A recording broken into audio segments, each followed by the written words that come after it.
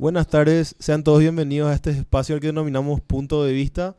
Mi nombre es Fabián Aveiro, estoy con mi compañera Noelia Rojas y el día de hoy tenemos a dos invitadas que estamos demasiado agradecidos que formen parte de este programa. Hoy estamos con la señorita Patricia Casañas y con la señorita Pilar Núñez, Pilar Martín Núñez. No, Pilar Martín Mateos. Pilar Martín Mateos. Ahí está, Ahí está, corrección. corrección. Sí, Y yo bueno, también saludar a toda la gente que nos va a estar viendo. Hoy tenemos invitadas súper especiales y vamos a tocar un tema muy importante y que va a ir de la mano porque ya mencionamos en el episodio antepasado sí, sobre la salud mental, pero hoy vamos a ir más a proyectar sobre ese claro, tema. hoy tenemos participación de profesionales. Ambas señoritas son psicólogas y tienen ya un buen tiempo trabajando juntas, forman parte de una fundación y también ya tienen mucha experiencia en el área de educación. Y bueno, me gustaría primeramente, como le había dicho, agradecer por su presencia. Muchas gracias. Antes Sí, que nada, también decirle a la audiencia que esperamos siempre sus comentarios, sus me gustas también para ir avanzando en este proyecto que estamos haciendo. Y recalcar también que no somos expertos en los temas que vamos tocando, pero sí tenemos un poco de conocimiento y damos nuestro punto de vista. Así como también esperamos que ustedes nos den su punto de vista en cuanto a este tema. Ahora sí, creo que podemos... sí, precisamente queríamos saber un poco también de ustedes. Pati, en tu caso, por ejemplo, ¿cómo fue para que vos decidas escoger la carrera de psicología? O sea, ¿ya tenías ya, vamos a decir, de cierta forma una persona que influyó en vos o siempre te atrapó todo lo que tenga que ver con el estudio del ser humano? Ok. Buenas tardes para todos primero. Gracias por la invitación. Bueno, me tengo que remontar un poco a unos años atrás porque, bueno, comencé la carrera hace muchísimo tiempo, terminé en el 2004. Bueno, la etapa del colegio era una característica común que me gustaba ayudarle a la gente, escuchar los conflictos, mediar los conflictos. Y bueno, y tuve una excelente docente en el área de psicología que de alguna manera es como que promovió y despertó en mí esas ganas de seguir ayudando, pero de una manera científica, porque Claro. bueno, la psicología es una ciencia enfocada en la conducta y por sobre todo también en el malestar y en el bienestar de las personas. Y bueno, y de ahí nace también la invitación de Fabián de hablar de salud mental y de neurociencia, ¿verdad? Sí. Y la señorita Pilar, ¿cómo fue en su caso para que te des cuenta de que psicología era lo tuyo? Bueno, voy a aclarar algo. Buenas tardes para todos. Antes que nada, tengo que aclarar que soy licenciada en Ciencias de la Educación. Siempre me gustó enseñar, remontándome así como dice Patti. Desde chiquitita juntaba a todos mis vecinos y enseñaba. Entonces, siempre tuve ese deseo de compartir, porque para mí la enseñanza es un compartir, ¿verdad? Por sobre todas las cosas. Entonces, empecé a enseñar desde muy chica. A los 15 años ya estaba enseñando. Y eso fue creciendo. Tal es el caso que así, entonces después terminé con la licenciatura en Ciencia de la Educación y como siempre me gustó enseñar, compartir y saber cómo es el ser humano, hice la maestría en neuropsicología, ¿verdad? Y ahora sigo estudiando, especializándome en neuroeducación, aplicada en neurociencias aplicada a la educación, porque es difícil conocer a todos y cada uno es diferente. Ninguno de los dedos de la mano son iguales ni dos gotas de agua. Entonces, ahí radica lo más importante y lo más apasionante de todo lo que es este tema. Claro, convengamos que precisamente todo lo que tenga que ver con neurociencia es algo que no dejas de estudiar prácticamente porque siempre hay avances nuevos, siempre se descubre algo nuevo y siempre es importante estar al tanto de todo. Así mismo, verdaderamente la neurociencia y la neuropsicología van siendo ciencias, así como dijo Patti, que están estudiando y estamos estudiando últimamente el cerebro, porque hasta ahora no se conoce todo lo que el cerebro puede llegar a ser. Entonces, esto apasiona. La neurociencia está cada vez más ligada al estudio de lo que es el funcionamiento del sistema nervioso central, el cerebro y las neuronas. Entonces, antes decíamos que íbamos quemando neuronas que no se regeneraban. Esto sabemos que es mentira. Sí. Que nuestro cerebro también ahora sabemos que es plástico. Antes pensábamos que una parte del cerebro, por un golpe o algo, quedábamos ya mal. Sin embargo, sabemos que con una rehabilitación muchas veces nuestro cerebro es plástico, podemos volver a recuperar Sí. muchas partes del organismo. Eso yo le doy la razón porque inclusive hace 3 años atrás yo había tenido un accidente e inclusive tuve una operación en la cabeza donde los doctores decían, no, de esto no se salva, que tiene que pasar un milagro, porque o era quedarme paralítica o tener epilepsia, porque era coágulo de sangre en el cerebro. Entonces, si no se extraía esa sangre, mira, así, ni estaba acá hablando con ustedes. Pero eso es muy cierto. Inclusive tuve que hacer yo rehabilitación porque también perdí sensibilidad. Pero creo que gracias a Dios no perdí nada de conocimiento. Me acuerdo de todo, bueno, menos del accidente porque no sé. Pero no tengo esa falta de aprender. O sea, se me queda, claro. Se me queda. Inclusive mejor todavía. Yo le doy una bendición a ese accidente porque es como si fuera que... Imagínate en el colegio el famoso, ¿cómo se dice en guaraní? Era Akane. Bueno, ahora soy la que vuela, la que brilla prácticamente. Entonces Así que, mejoró tus funciones ejecutivas. sí, mejoró. Y Y más con la rehabilitación también. Claro, Lo lógico. importante que está contando, nomás que me viene ahora a la mente, es que sumado a eso, ¿verdad? Que vos hablas un poco del cerebro, de que no te acordás de ciertas cosas, ahí entra un poco la psicología, ¿verdad? O sea, cómo Sí. se comporta el cerebro y a la vez cómo afecta eso en la conducta de las personas, ¿verdad? Totalmente. En tu caso, tuviste aparte una recuperación exitosa en cuanto a lo psicológico, porque hay gente que a pesar de tener, qué sé yo, rehabilitación física y neurológicamente estar bien, es como que le va dejando secuelas emocionales. Sí. Entonces ahí también es que uno va a trabajar. No, de ese aspectos. lado al menos no, de mi parte no hubo, porque mi familia estaba deshecha, yo no.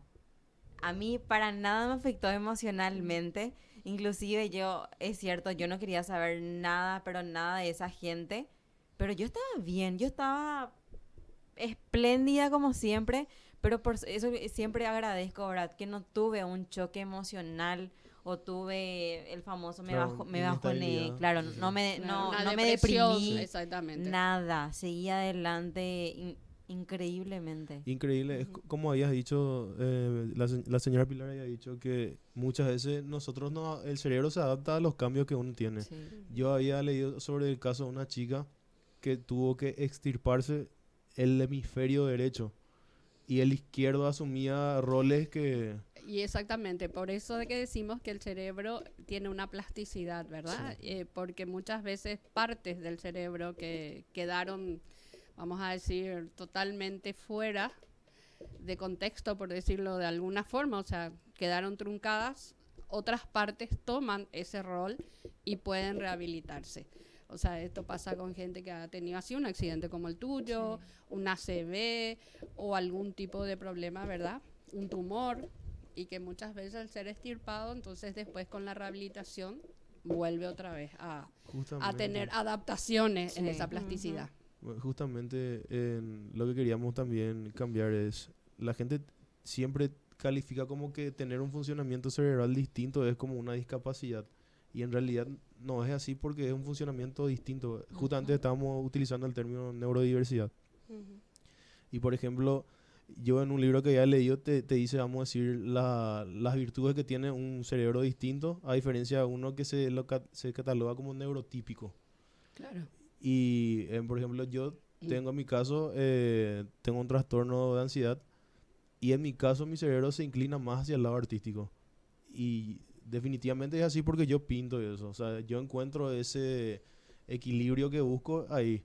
Y como le había dicho, que uno tiene que aprender a convivir con lo que es vamos a decir, cómo se presenta el tipo de trastorno que uno puede llegar a tener. Claro, porque el trastorno es algo que vas a llevar durante toda tu vida. Sí. Entonces, no hay una receta mágica que te diga mañana vas a dejar de ser, vas a dejar de atender, ¿verdad? Claro. O al contrario, va a mejorar tu atención. Lo que se hace es un proceso en el cual así mismo, como vos dijiste hace rato, al leer ciertas cosas, o podés toda tu atención vos fijás en ese arte que tenés. Sí. Entonces eso también a vos te ayuda a tranquilizarte, a todo ese proceso, A canalizar ese proceso, ¿verdad?, de atención. Porque muchas veces ese es el problema. Cuando no aprendemos a canalizar, es lo que se vuelven ataques de pánico en muchos tipos de trastornos, ¿verdad? Que ella te puede hablar mejor, Patti, porque ella es psicóloga clínica. Ahí entra la depresión, todo lo que sea, esos problemas mentales que muchas veces cuando no canalizamos como corresponde, se presentan en la vida. Justamente. Que tiene que ver con la mala gestión de las emociones, Fabián. Ahora que contás y me viene un poco a la mente la palabra discapacidad, ¿verdad? Que nosotros trabajamos mucho también con eso. Yo creo que hay un concepto erróneo con el tema de discapacidad, ¿verdad? Sí. O sea, decimos, bueno, tal persona tiene discapacidad y de hecho hay una clasificación, ¿verdad? De tipos de discapacidad.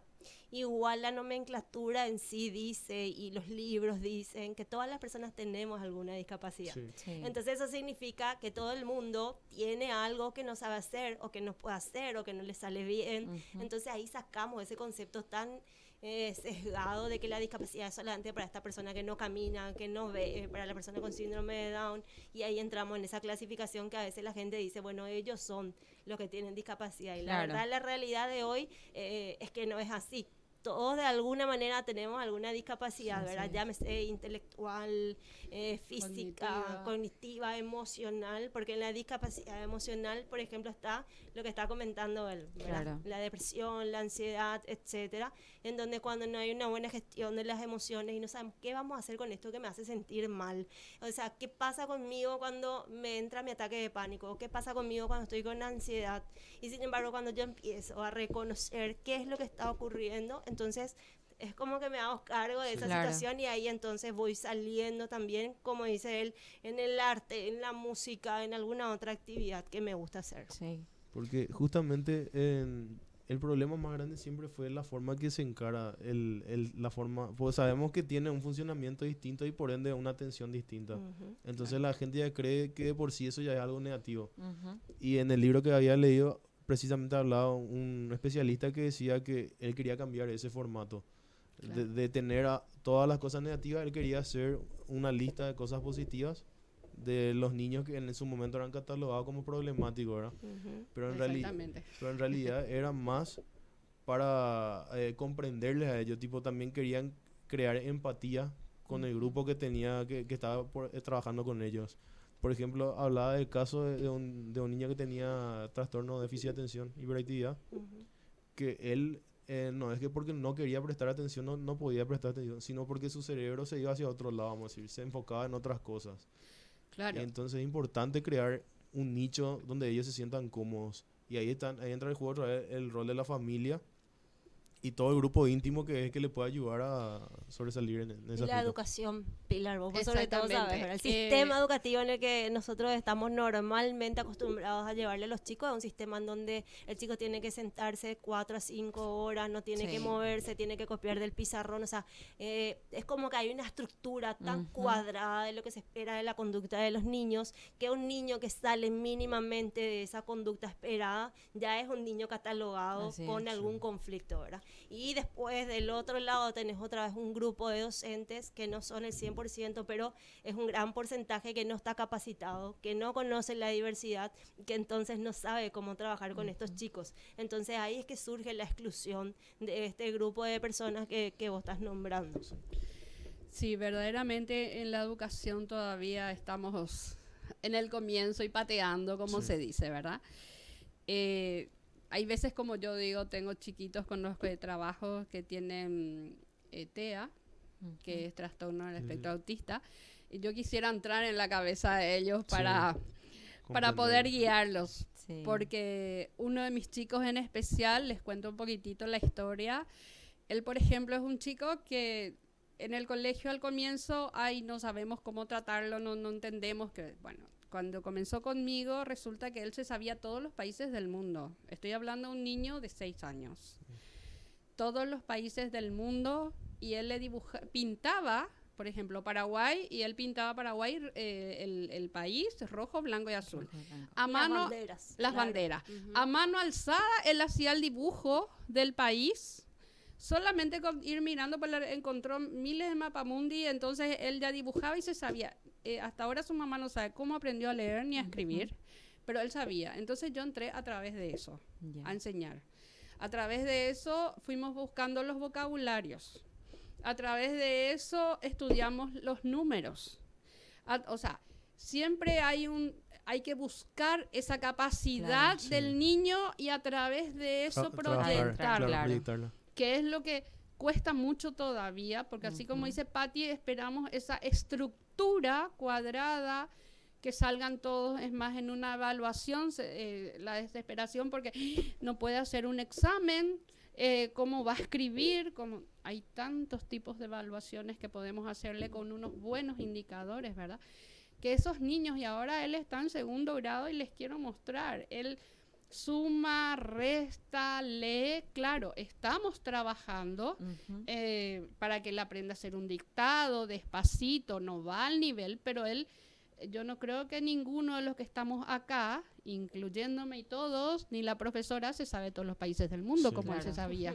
Entonces, después los planetas, se sabía, te armaba todo el planetario. Yo aprendí muchísimo con él, o sea, es ahí también donde nosotros tenemos que darnos cuenta que nosotros podemos aprender de nuestros niños, no nuestros niños de nosotros, ¿verdad? Y a cada niño, porque tengo varios con autismo, ¿verdad? Cada uno es diferente otra vez, ¿verdad? No puedo yo encasillarle ni encerrarle a cada uno. Cada uno es diferente. Si tengo 100 niños, los 100 niños van a ser diferentes. Los 100 niños van a tener capacidades diferentes. Sí. Hay ciertas características, pero no encerrarles. Así que es muchas veces lo que también hacemos, y nuestra sociedad está un poco, le pone una etiqueta y de esa etiqueta no le sacan. Por eso a mí particularmente no me gusta etiquetar y decir no tiene esto, tiene estas capacidades, esto hace, claro, esto puedo lograr, esto quiero resaltar las cualidades, exactamente. Y vos sabés que justamente yo tengo también tengo un primo que es autista. Él llega al punto que es el catalogado severo, que tipo no se puede comunicar con la gente, pero vos te das cuenta como él, o sea, yo veo que por lo material, porque había leído justamente que ellos se enfocan más en lo material. Sí. Y él, por ejemplo, siempre suele hacer como que está tratando de medir todo. Y había leído justamente en este libro de neurodiversidad que decía que en Estados Unidos, por ejemplo, se enfocan en el funcionamiento cerebral de este tipo de niños, y en base a eso le dan un lugar donde se sienta cómodo. Claro. Específicamente en Silicon Valley, que es una zona donde se explota toda la parte tecnológica en Estados Unidos, se dice que el 80% de los programadores son autistas. Sí, yo leí también eso verdaderamente en varias partes, y se busca mucha gente con Asperger, que está dentro del trastorno. Sí. ¿Por qué? Porque se enfocan en lo que están haciendo y son buenísimos. Sí. Aparte que son muy puntillosos, sí. Y hasta que no les salga lo que ellos necesitan hacer, no van a dejar. Claro, buscan la perfección. Le gusta la perfección. Entonces ellos buscan eso. Claro, y para un informático, qué mejor tener ese tipo de profesional. Ahí es donde va otra vez todo el tema en que nosotros siempre tenemos un prejuicio sobre las personas y que no sabemos realmente lo que está viviendo. Porque famoso el que vos le saludás y no te saluda, eso, ay, qué mal educado eso, ¿verdad? Pero no sabes si puede ser una persona con Asperger también que precisamente no se caracteriza por hacer la parte social, exactamente. Sí, es lo que más le cuesta, pero como habías dicho, se destaca en otro. Claro, por eso hay que ir buscando, y cuanto más chico se trata, cuando se comienza con los primeros años, hay mucha gente que espera, cuando empieza a notar algo en sus chicos, aquí voy a entrar un poco en la primera infancia, cuando comienza a notar algo raro en los chicos, que no les sigue con la vista, que no está oyendo, Porque siempre queremos poner, no, la mamá era así, el papá luego fue así, el abuelo. O sea, siempre buscamos excusas. Hasta que ese niño está llegando ya a la primaria, y a lo mejor al entrar recién en el primer grado, preescolar, primer grado, ahí salta un diagnóstico, ¿verdad? O sea, que incluso todavía ni siquiera es un diagnóstico, pero de repente salta, no se lleva bien con nadie, no puede. Entonces, cuando los padres desde más pequeñitos empiezan a observar algo, por favor, consulten, llévenlos. Cuanto más chicos, es mucho mejor tratar, se van adaptando mejor, vamos trabajando mejor, preparando justamente para esa primaria. Y el trabajo con la familia es fundamental en ese caso, ¿verdad? Porque hay muchas familias que a veces se impactan con la noticia porque tienen el concepto o el mal concepto de que, bueno, tener autismo, tener síndrome de Down o tener algún tipo de discapacidad es como que ya prácticamente no es un niño, ¿verdad? No va a tener la vida normal, no va a poder hacer esto, ¿verdad? O sea, hay una negación, hay muchos padres que sufren. Y en ese sufrimiento abandonan también al chico en vez de potenciarlo y desarrollarlo. Entonces el trabajo con la familia desde temprana edad, como dice ella, es fundamental, ¿verdad? Trabajar por sobre todo las emociones también de los papás que sentimos, porque justamente el otro día, porque estamos en octubre, que ya pasó, ¿verdad? Estábamos en el mes de concientización de síndrome de Down. Y hablaba una familia de que cuando te dan el diagnóstico, que no es un diagnóstico respetuoso, ¿verdad? Que te dicen, bueno, acá, señora, tu hijo tiene síndrome de Down, y bueno, y en otros países te dicen, bueno, ¿y qué querés hacer? ¿Vas a abortar o no? Y bueno, ¿y qué tanto les puede llegar a chocar a un papá y una mamá que se van con toda la expectativa de qué es lo que están esperando que sea su hijo cuando nazca, y que un médico entra y te dice, hola, ¿qué tal? Buenas tardes, tu hijo va a tener síndrome de Down. Entonces, desde ahí, desde los médicos, ya necesitamos empezar a trabajar con los papás y necesitamos empezar a ser mucho más respetuosos también con todo esto que tiene que ver con la familia. Yo creo que a muchos médicos no sé si acá en Paraguay, pero me supongo que necesitan tener empatía, ética por sobre todo, y como decís, de forma respetuosa dar un resultado o diagnóstico. Y tampoco hacer esas preguntas. Yo creo que acá, no sé si sucede, ¿verdad? Pero ojalá que no. Pero es muy cierto lo que decís. Hay que tener más empatía y valor también para poder decir, mira, esto tiene tu bebé, pero siempre alentar, porque no se te va a caer el mundo porque te dan un diagnóstico así. Inclusive es una bendición que tu hijo pueda salir de esa forma, porque tiene sus ventajas y desventajas.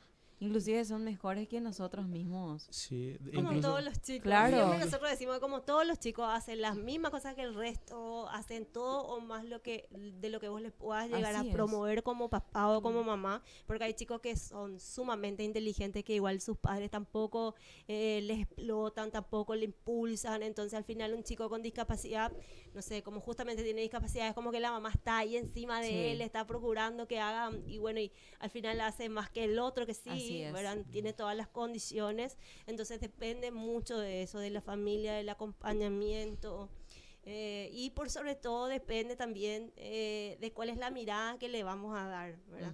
Si es una mirada trágica, o sea, una mirada de se acabó mi mundo, es una mirada, pucha, bueno, tengo una oportunidad y con mi hijo puedo aprender un montón de cosas, ¿verdad? Entonces a partir de eso nosotros mismos vamos cambiando también nuestra vida.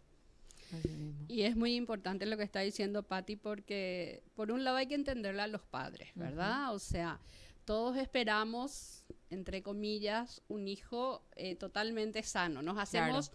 Tenemos una ilusión de hijos, que es lo que queremos. Más o menos ya le proyectamos todo el futuro en los 9 meses de embarazo, ¿verdad? Claro, llegar a encontrarse con algo así, entonces es un duelo que tienen que pasar los padres. Primero entra la negación, después entra la aceptación, o sea, tiene todo un proceso hasta a llegar a aceptarlo, ¿verdad? Y después comienza, como dice Patti, ese empuje. Pero también, eso también es algo que acá no tenemos en Paraguay, ¿verdad? La salud mental es lo último a lo que nos vamos, lo último a lo que recurrimos.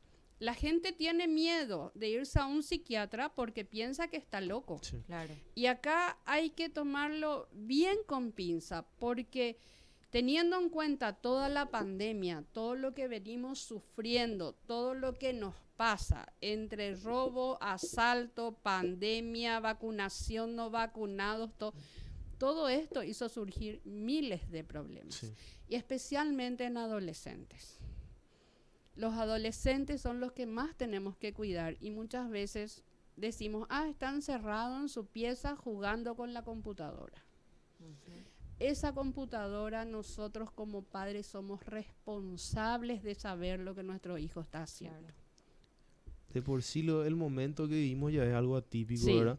exactamente. Y aparte que también muchas veces arrastramos tipo de traumas que tienen generaciones anteriores a nosotros, porque muchas veces nuestros padres, como pueden ser brillantes educándonos, también pueden de cierta forma influir negativa con algún trauma que ellos han tenido de pequeña, vamos a decir. Claro. Porque, por ejemplo, la última vez estábamos hablando de generaciones, las distintas generaciones, y ahí, por ejemplo, la generación silenciosa y la baby boomer se caracterizaba por ser un poco sumisa. Sí, sí.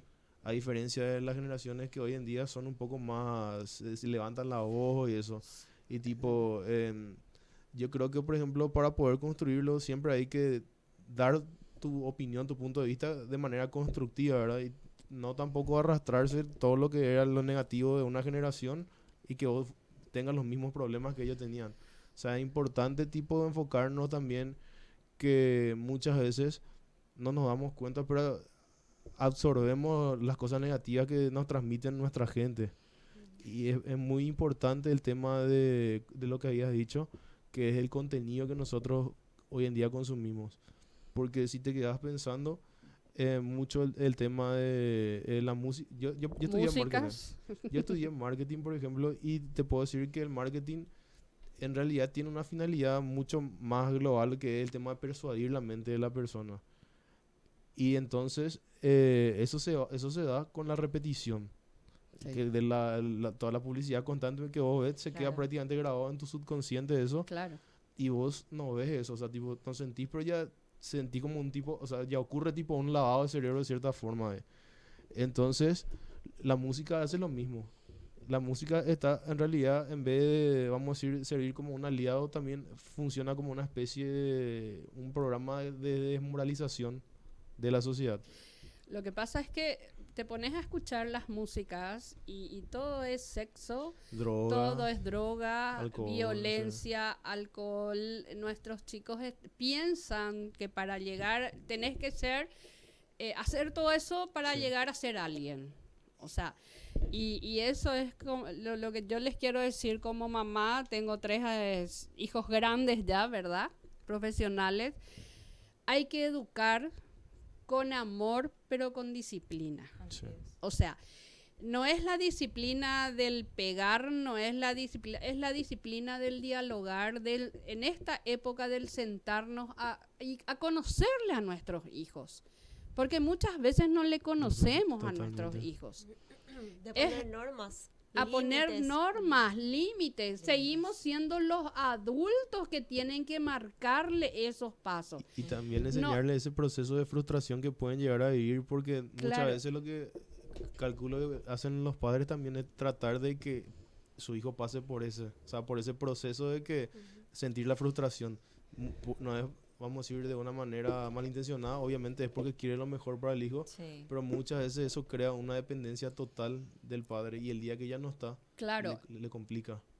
Yo siempre cuando estoy en el colegio, o sea, estaba en el colegio, en este momento no estoy enseñando, ¿verdad? Ni en un colegio, siempre le decía a los padres, ¿qué querés para tu hijo? Pensá que no somos eternos. ¿Qué querés Claro. dejarle a tu hijo, verdad? ¿Cómo querés que el día de mañana crezca tu hijo? Porque vos te vas y acordate que él va a tener que seguir. Sí. Y es más difícil cuando de repente ya no están, que él pueda crecer. Entonces, enseñale a volar desde chico. Sí. Cuesta. Yo no niego porque hice un poco eso con mis hijos y hay veces que ellos me pusieron en el banquillo los acusados y me retaban, cuando así como todo ser humano, ¿verdad? Claro. La mamá también se equivoca. Entonces, pero así también con ellos, ¿verdad? Tuve posibilidad muchas veces de enfrentar muchos problemas y acá están los tres, ¿verdad? Como mamá cuesta muchas veces tener que enfrentar problemas. Nadie queremos que nuestros hijos sufran, al contrario, Claro. queremos darle, no sé, si podríamos bajarle el cielo, le bajaríamos, pero esa no es la misión ni la función que tenemos. Es dejar que se frustren. Y ahora uno le escucha, ay, estoy aburrido. Entonces 2.500 jueguitos te traen para que no estés aburrido. Déjale que se aburra. Tiene una colección, algunos tienen una colección completa de juguetes y te dicen, estoy aburrido. Yo le digo, bájale el Lego, déjale ahí que se aburra. Al rato está jugando y está inventando. Exacto. O sea, déjenle que se frustre un poquitito. Sí. La Que vida, desarrolle la mente. claro, que Claro. desarrolle, ahí está desarrollando creatividad. Por más que se frustre, la frustración dura unos instantes, rabieta, zapatea, sí. lucha, todo lo que ustedes quieran. Dicen no y es no. Ese es lo que los padres están perdiendo últimamente. Ese no, y no te voy a dar. Y no, pero como te van 2, 3 veces así, bueno, toma. Entonces, nuestros hijos nos van a probar hasta donde nosotros llegamos. Claro. Y toda la vida pasó eso. Nosotros mismos hemos probado a nuestros padres hasta dónde. Solo que antes probabas una vez, 2 veces, porque ya te miraban, ya sabías lo que sabía mejor que no le pruebes gustaba. más, ¿verdad? Pasó la mirada Y ya. ahora, lógicamente, que todo este consumismo, estamos cansados, el estrés diario. Entonces, cuando nosotros decimos 2 no, al tercero ya va un sí. Entonces, el chico Claro. sabe hasta dónde va a probar. Y eso hace. Y sin embargo, de esa forma, el chico está frustrándose un rato con rabietas, no importa. Desarrolla, como yo leo, si llora, desarrolla el pulmón. Y al rato está jugando y está participando y está toda su creatividad, su atención, toda su imaginación, que es eso lo que ayuda a que nuestras neuronas crezcan. Eso hace que nuestras neuronas formen nuevas conexiones, que es lo que nos hace desarrollar Así el mismo. cerebro. Sin embargo, al estar ahí sentado con un juguetito nomás, estamos desarrollando todo, es violencia, vemos al muerto que se vuelve a levantar, el otro. Entonces llega un momento en que no saben, que es lo que yo estoy observando en varios adolescentes, ya no saben dónde está la realidad, Sí. Así es. ¿verdad? De lo que ellos están viendo. ¿Cuál es su realidad y qué no es realidad? Sí. No, totalmente. Yo creo, por ejemplo, como habíamos dicho, el tema de la salud mental también es sumamente importante desarrollar desde chico. Y obviamente tiene que canalizar las cosas, vamos a decir, como asumir, como habías dicho, que no siempre se va a dar como nosotros queremos, ¿verdad? Porque nosotros tenemos que saber que en realidad nosotros somos parte de una sociedad. Y precisamente las personas que tipo no tienen autocontrol y tienen, vamos a decir, no consultan en cuanto a lo que es su salud, eso va a repercutir por un montón de gente otra vez. Claro. Y eso hace que de que vos tenías un problema, me puede afectar a mí o le puede afectar a cualquier persona. Es que a toda la familia afecta, porque si vos entras en una depresión, no solamente te está afectando a vos, está afectando a todo tu núcleo. Por ejemplo, el tema de... Yo, por ejemplo, siempre me caractericé por ser muy tranquilo, estable, vamos a decir, pero el estilo de vida que llevamos de por sí es un poco acelerado, ¿verdad? Pero vos dentro de todo te podés saber sobrellevar ese estilo de vida mientras no tenga una persona que está encima tuyo y que sea precisamente la que te altere constantemente todo. Y si eso ocurre, uno tiene que saber dominar de cierta forma. Claro. Y ahí también entra un poco el tema, por eso estaba acotando hace rato lo que estaba diciendo, de que así como a vos te duele el estómago, ¿a dónde te vas? A un gastroenterólogo. Te duele la pierna y te vas a un traumatólogo, ¿verdad? Entonces, este es un momento en que tenemos que aprender que si de repente estamos con ciertas características o con ciertos síntomas depresivos o de emocionales, Por más mínimo que sea. consultemos, claro, al psiquiatra, porque la gente tiene miedo al psiquiatra. El psiquiatra, ¿qué es lo que nos hace? El psiquiatra nos evalúa lo físico, así como el gastroenterólogo te evalúa la parte estomacal, el psiquiatra te está evaluando la parte física de tu cerebro. Nosotros tenemos neurotransmisores que son los que nos hacen sentirnos bien, la dopamina y todas esas cosas, adrenalina y todo necesitamos para sentirnos bien. Y hay veces que esos neurotransmisores no están funcionando en su debido momento ni como deben ser. Entonces, de ahí es que justamente necesitamos esa base medicamentosa que nos dan los psiquiatras. Y después consultar con el psicólogo clínico la parte de cómo afrontar ese problema, esa emoción, o sea, los sentimientos que estás sintiendo. Lo que pasa es que lo que comúnmente la gente hace es pensar que cuando te va al psiquiatra, bueno, estás mal de la cabeza, ¿verdad?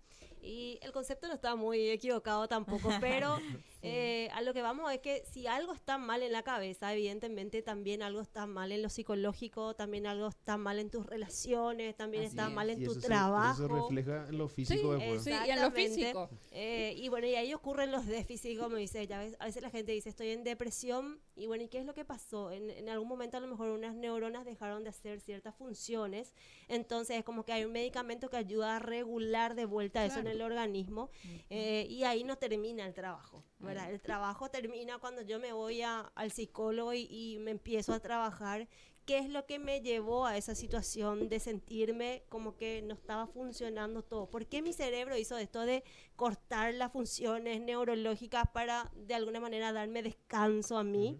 ¿Verdad? O sea, es como que el cerebro es muy inteligente también en ese sentido. ¿Y qué es lo que está pasando? ¿Cuál es el conflicto que yo quizás no lo quiero concientizar? Quizás como que no me quiero encargar de eso. Entonces como que lo voy dejando de lado, lo voy ocultando y no me estoy encargando. Entonces ahí me acerco al lado psicológico y a trabajar cuáles son esas emociones que me llevaron hoy a estar en depresión, ¿verdad? A estar en una situación de que no me importa, de que estoy súper triste y de que en algún momento estoy pensando hasta en suicidarme. Porque eso es una etapa, digamos, que va pasando en procesos también. No es que de un día para otro la persona toma esa determinación. La persona va pasando por diferentes etapas hasta llegar a la toma final, digamos, de decir, bueno, en este momento no quiero más vivir. Mucho antes tuvo que haber pensado, me siento mal, estoy solo, esto no me gusta, el trabajo no es lo que quiero hacer. Después empezamos incluso a hacer cartitas, empezamos a hacer una planificación, o sea, pasamos por un proceso y ahí recién empezamos a verbalizar y a contextualizar de qué es lo que está pasando. Y precisamente, ya hablamos de eso, ¿verdad? Muchas veces suele ser muy complicado poder descifrarle a una persona que hoy puede estar súper bien y mañana toma ese tipo de decisiones. Porque aparentemente muchas veces decimos, ¿qué pasó? Dios mío, antes ayer yo le he visto bien, parecía feliz. Y ahí está el tema, ¿no? Hay algo que tenemos que aprender a no juzgar, porque nadie sabemos la procesión que una persona está llevando por dentro. A lo mejor él puede estar aparentemente muy feliz acá hoy y al día siguiente nos encontramos que tuvo un suceso repentino, ¿verdad? ¿Y qué pasó? Pero esa persona a lo mejor estaba con problemas emocionales dependiendo de diversos factores, ¿verdad? Tanto puede ser materiales, económicos, personales. Y validar las emociones, ¿verdad? Porque acá desde chiquitito la gente se cae, alguien levántate, dale, no te pasó nada, sacudite. Empezamos a llorar cuando somos chiquitos y te dicen, no, vos no puedes llorar, secate rápido, no llores, ¿verdad? Te pegan y te dicen, cállate, ¿no? O sea, es como que constantemente le estamos enseñando a los niños a no sufrir. Exacto. ¿Verdad? A guardar las emociones. Entonces el ser humano va llevando eso de adulto y cuando algo les duele no le dice a otra persona, mira, esto me duele, y si llora, qué maricón, ¿por qué es lo que lloras por eso? Y no sé qué, no podés, pues si tu novia te dejó, si tu esposa, no sé qué, si tu hijo, ¿verdad? Entonces es como que vamos de alguna manera llevando esa mochila tan pesada y ahí entra otra vez, digamos, a conjugarse el tipo de personalidad. Y ahí viene un poco la historia de por qué antes se usaban caretas, ¿verdad? ¿Por qué? Porque la gente si quería mostrar una emoción se colocaba nomás eso, ¿verdad? Y ahora hacemos igual lo mismo. ¿Por qué? Porque ante el público siempre estamos bien. El paraguayo nunca te va a decir, hola, ¿cómo estás? Súper bien, Nanga, espectacular. Jamás te va a decir que está mal. No no te va a decir que está mal y que está pasando por un proceso Ahora difícil, etcétera. Todos nos queremos. Y ahí entra un poco el tipo de persona, el tipo de personalidad, ¿verdad? O sea, hay mucha gente que dice, yo no sé cómo aguanta todo esto esta persona.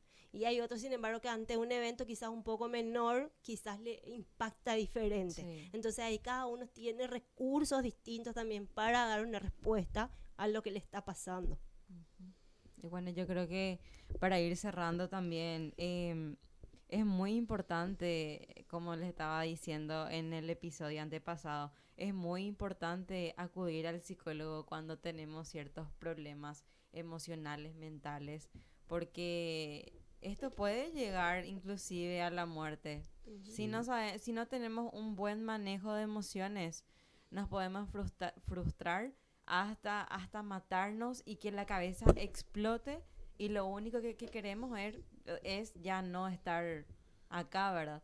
Justamente nosotros habíamos hecho hincapié de lo esencial que es la consulta a un especialista, ¿verdad? Sí. Porque cada uno puede tener de cierta forma algo que le tranquilice. Tal vez a una persona le sirve el tema de encerrarse en su mundo con la música y él se siente cómodo en eso, ¿verdad? Pues no siempre eso va a funcionar. Claro. O sea, tipo, no va a evitar eso de que lo que él ya tiene acumulado se deseche por completo. Claro. Por ejemplo, otras personas utilizan la meditación, pero eso yo creo más bien que son en realidad complementos. Exacto. Primero vos te vas a consultar y si eso te hace bien, lo complementas con eso. Es desarrollar habilidades por sobre todo, ¿verdad? Sí. O sea, esas habilidades que vos decís, no todo el mundo a veces también los tiene, sí. ¿verdad? ¿Sabes? Hay gente que dice, yo no sé hacer nada, entonces como que no encuentra también algo de qué sostenerse. Sí. Ahora, lo importante es saber que cuando nos vamos al psicólogo, no tampoco vamos porque estamos mal, sí. o porque tenemos un problema. Podemos ir a desarrollarnos, ¿verdad? En cuanto a talentos, habilidades, competencia, algo que me cuesta hablar en público, ¿verdad? Sí. Me cuesta hacer amigos, tengo dificultades para, no sé, o me dieron una posición laboral y me cuesta asumir ese rol de líder. Yo me puedo ir a desarrollar eso con el psicólogo. Sí. Entonces, no solamente hablamos de bienestar y de salud mental, hablamos también de promover, ¿verdad? Y de prevenir mucho antes de que sí. surja un conflicto o un problema. Sí. Entonces, acercarse a tiempo. Claro, porque lo que pasa es que al trabajar con la persona, lo que estamos trabajando es la conducta. O sea, conductas que queremos mejorar. Uh-huh. Sea en la parte sentimental, sea nuestra forma de ser, nuestro carácter. Eso es lo que primordialmente se trabaja, la conducta. Entonces, de esa forma es como dice Patti, vamos viendo cómo puede salir adelante una persona, ¿verdad? Y es muy importante esto porque de repente nos cargamos con demasiadas cosas. Si sos mamá, sos profesional, sos la empleada, o sea, todo. Y eso es lo más importante para todos, es darnos ese tiempo para nosotros. Uh-huh. Porque siempre nos estamos dando a los demás. Y hay momentos en que nosotros también necesitamos para nosotros, para no llegar a un momento en que ya explotamos. Uh-huh. Entonces, canalizar así como vos estabas diciendo a través de la música, no sé, aunque sea salir, que vos tengas tus media hora, ir a caminar, tus media hora, no sé, ir a pilates, de tus media hora de tomarte un café bajo la planta de mango que tenés, uh-huh. pero es tu media hora y la gente tiene que aprender a respetar. Que es algo que nos cuesta mucho, sí. porque uh-huh. normalmente en la casa, en la oficina y en todos los lugares cuesta que nos den nuestro lugar como ser humano y el ser humano necesita. No es, antes se decía 8 horas de trabajo, 8 horas de descanso y 8 horas de diversión. Bueno, ahora normalmente trabajamos casi 20 horas, sí. sin algunas veces no es más porque después tenés todos tus sí. roles otra vez. Entonces, darte esa media hora para vos es muy importante. Léete media página un libro, tomate un café, hace algo, pero ponete esas media hora. Eso también es salud mental. Así mismo. Así que queremos agradecer también la presencia de nuestras profesionales que, híjale, aprendimos muchísimo también acá debatiendo, sí. hablando con ustedes y espero que también ustedes hayan aprendido de todo lo que nos informamos, hablamos, claro, nuestro punto de vista. Sí. De hecho, una vez que culmine el programa les voy a pedir luego si es que me pueden dejar normalmente tengo un libro, ¿verdad? Que hoy no pude traer, pero quiero anotar los puntos de vista de ustedes, porque mi intención es, en base a sus conocimientos que ustedes nos pueden aportar, con el tiempo de ir realizando un libro. O sea, me gustaría poder escribir eso. Encantadísima. Perfecto. Para lo que necesiten, aquí estamos. Muchas gracias por el espacio, ¿verdad? Estos son espacios que siempre son importantes, enriquecedores, donde a veces no se abren muchas puertas para hablar de salud mental. Y bueno, y es importante porque en esta época de que estamos saliendo de la pandemia, evidentemente tenemos un impacto muy importante en lo que es el aspecto psicológico, emocional, y bueno, nunca está de más hablar un poco sobre estos puntos. Así mismo. Así Muchas que, gracias. No, gracias a Gracias a ustedes ustedes. y también gracias a nuestra audiencia que va a estar viendo también este episodio súper importante de hablar sobre la salud mental, la neurodiversidad. Así que Fabi, creo que ya es hora de despedirnos y vamos a encontrarnos también en otro episodio, que cada episodio siempre va a ser una nueva experiencia, un nuevo tema. Inclusive vamos a ir también invitando a más profesionales de diferentes rubros, sí. claro. Y nada, gracias y vamos a estar encontrándonos en otro episodio más.